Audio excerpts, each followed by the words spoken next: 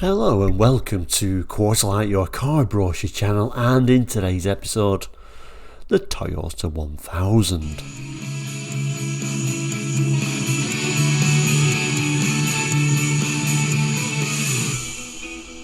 Hello and welcome back. Now if you're new to Quarterlight, we're a car brochure channel here on YouTube, looking at car brochures from around the world for the 60s, 70s, 80s and 90s and sometimes beyond that as well. So if you're interested in cars, car brochures, looking back at cars gone by, then please consider subscribing. Anyway, back to today's episode where we're looking at this little Toyota 1000. So I'm going to throw that on the board now and let's have a look at it together. So here it is, a lovely little brochure. I don't think this one's actually dated, but we'll certainly see if we can see a date as we move along. But an early, small little Toyota for you. Lots of lovely chrome, and overall I think it looks a really nice looking design actually. Just zooming in a little bit further at that lovely little grille and that unusual badge in the centre. And if I just move the camera around, you can see a little bit of a Toyota badge on the side there, and obviously just a two-door car with, and you can see that sort of pop-out window at the rear there. Anyway, let's open the brochure up and see if we can learn a bit more about it. So as we turn to the first page, we're greeted with a really nice large side shot. It's quite a big image there and some text. Overall, the condition of this brochure is very good for a 70s brochure. I think down the bottom there's a tiny crease, but other than that it is in really good condition and very well designed. This little section opens up to show the inside of it, which is quite a clever little idea. But we'll start here by looking at some of the text. The Toyota 1000 is one of those rare breeds of cars that not only a pleasure to drive but fun to drive. It's big enough to pamper you with all the usual Toyota comforts, yet small enough to outmaneuver a London cab and enable you to park in the kinds of places that brings out frustrated frowns in other drivers. The insurance rating alone is enough to put a smile on your face, and when you discover that it can average over 40 miles per gallon, you can be forgiven for feeling a little smug. Suffice to say that the 1000 is incredibly economic when it comes to running costs, but that's where the economy ends. In other respects, the 1000 is quite extravagant. Climb inside and you'll find the interior well designed and beautifully furnished. The seats are contoured to give you full support to the small of your back, whilst allowing the rest of your body to relax naturally. The cloth inserts add a touch of cool comfort, and the reclined front seats with their built-in head restraints allow you to lounge back in virtually any position you choose. So very early to have built-in headrests, for the UK at least. Fitted carpets over the floor from door to door, and the front mats are removable. The dash is typically Toyota, clean and crisp, with all the instruments easily visible and the control switches ready at hand. Push the clutch pedal and you'll find it beautifully light and responsive. Brakes are fitted with a servo, so that just a touch will start to pull you up immediately. Little star there that says saloon only is going back to the cloth inserts. And then we get a little bit of an image there saying capacious boot with comprehensive toolkit and spare wheel. You can just about make out that jack there. Only a tiny boot, but we forgive that because it is only a small car. And then once again moving to the side profile there. So like I say, this little flap opens up as if we're stepping inside the car, I guess, although it's not really the right angle that you would see from that particular position as I mess up trying to position the brochure up. There we go. So we've got a rather nice little dash shot there, and then we got sorts of more images, a nice like sort of estate car version. Quite often with a lot of cars and the Japanese cars, the estate car version was seen as more of a utilitarian version. I think that's probably why the cloth inserts aren't in that one. Let's zoom in on the dashboard, then we'll move to the text and these images, I think. So there we go, a bit of a sea of black. Not the most inspiring colour to use, of course, but I think that's very much of its time, the 70s. We get a radio sort of built in there, which is a nice little feature for the time. Of course, that's not necessarily going to be standard piece of kit. Maybe some of the models got a blanking plate on there, I'm not sure, but overall you found the Japanese models did throw in a little bits of extras that you wouldn't actually expect at the time, and of course that's how they managed to get off the mark and went from strength to strength, of course. Now, like I said, moving to one side, there is text and images, so we'll move over there. So moving over there, we can see this obviously mainly text and a few images, and we've got some little bit of a glimpse at how those seats look. We'll start with the text and then probably glance our camera over the images as we get to them. So it tells us, because you never know whether it's going to rain or pour in this country, we've added 2-speed wipers.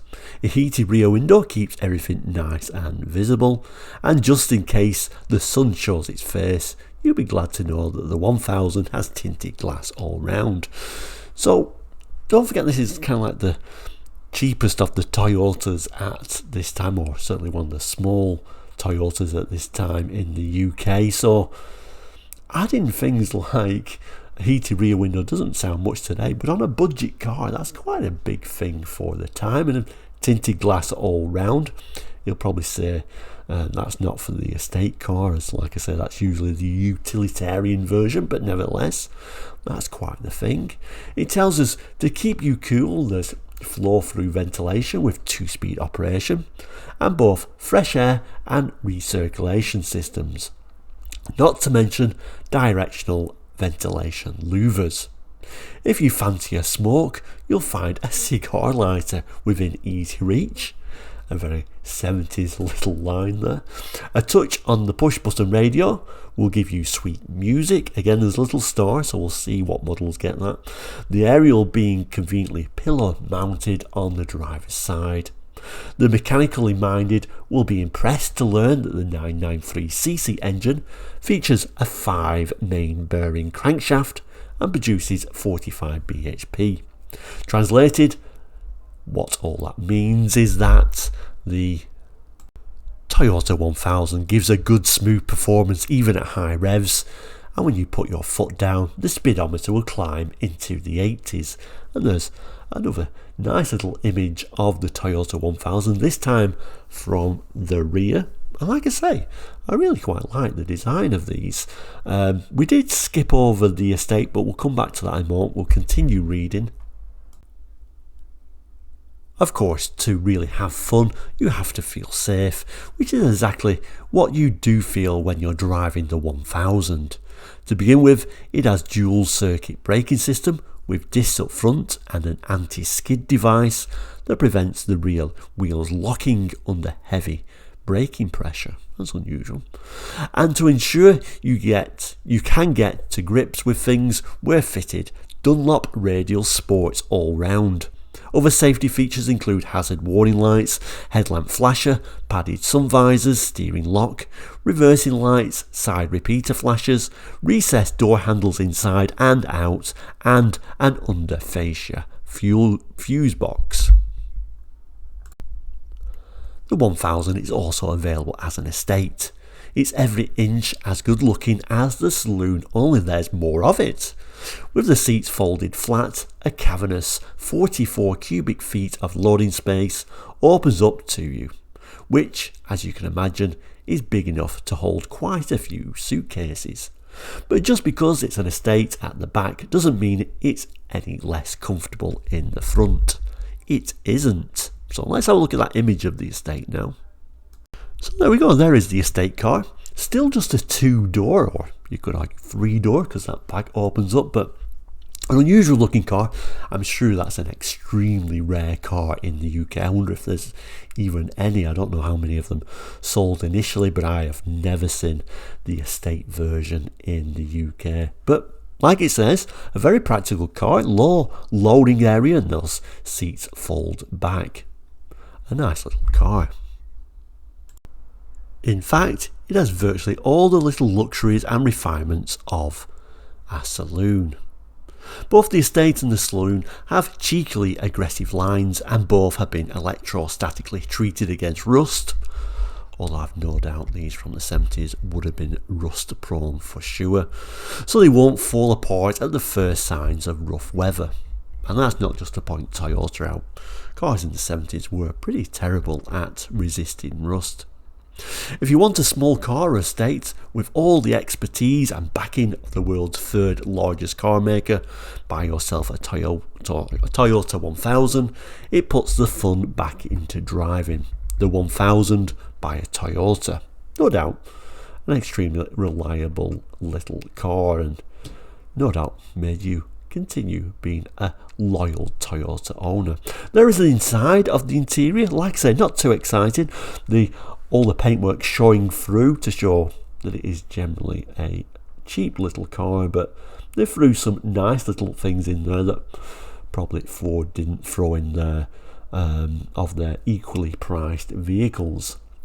Quite like the interior though, with that bit of cloth in there. So on to the back page, which means folding that brochure back together again. All the specifications rather nicely showing the engine compartment too, which I think we'll start there. Look down the specifications for the engine and transmission and then work our way around. So there we go, a bit of a zoom in on that engine bay. Love looking at the engine bays of these old cars because they look so nice to work on.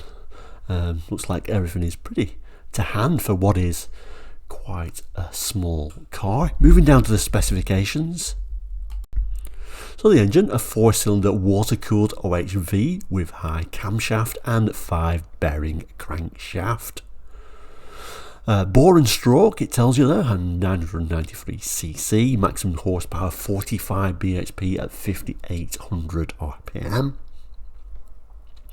And a little bit of information there about maximum torque. Aizen 2-barrel downdraft carburetor, the battery and the alternator.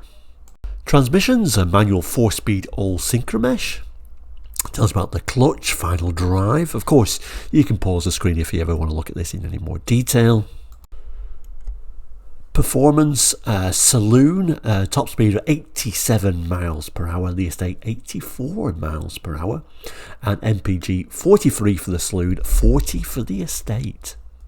Talks about the steering being a recirculating ball with a collapsible column. Shows a little brake servo though. Brakes are disc front, drum rear, dual circuit hydraulic with pressure control valve, servo assisted. Suspension, front suspension and independent McPherson struts with coil springs and anti-roll bar. Rear suspension with live axle, semi-elliptic springs and telescopic shock absorbers. Moving on to the equipment, so tinted glass all round, partially tinted in the estate. Carpets with shaped front mats, high back reclining front seats with head restraints, cloth inserts front and rear, push button radio. Again, we've got some little stars there telling us that's the saloon only, so very much a lower spec, the estate.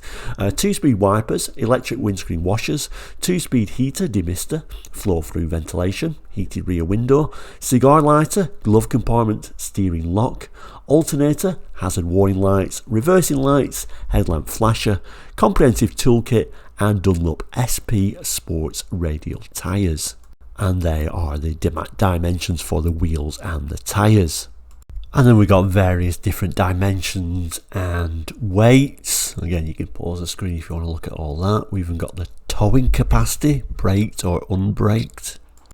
The typical brochure clause saying we can change things at any time. Toyota, and then the Toyota GB Limited address at the time. And down the bottom here, this is where the brochure would have been stamped if it has done, and also a nice look how those Toyota 1000 badges looked up close. Okay, so that brings us to the end of the brochure, but I don't know if anyone remembers this brochure for the Toyota Sleeker we did a few weeks ago. There was actually a price list in this. Oh, this is for 1974, and I'm not sure what date this is. Although if you did miss the brochure for the Toyota Celica, I will do a link at the end of this show. So price lists for Toyotas in the 70s. And really just give you an idea that Toyota 1000 was the cheapest car on the Toyota list in the United Kingdom at this time, £990 or £1,158.30 with all the car tax and VAT. And also showing a few different colours. You can get that in olive, brown, mustard yellow and white. But anyway, we should leave it there. Thank you so much for watching today's Quarterlight on the Toyota 1000. Do you remember these? Please comment anyway. I mean, it's an interesting car. I wonder if anyone does remember these or owned one, but we're going back somewhere. But thank you so much for watching today. Many more episodes of Quarterlight to come, of course. If you're not done already, please do consider subscribing. It is all completely free, and we'll see you very soon. Take care and goodbye.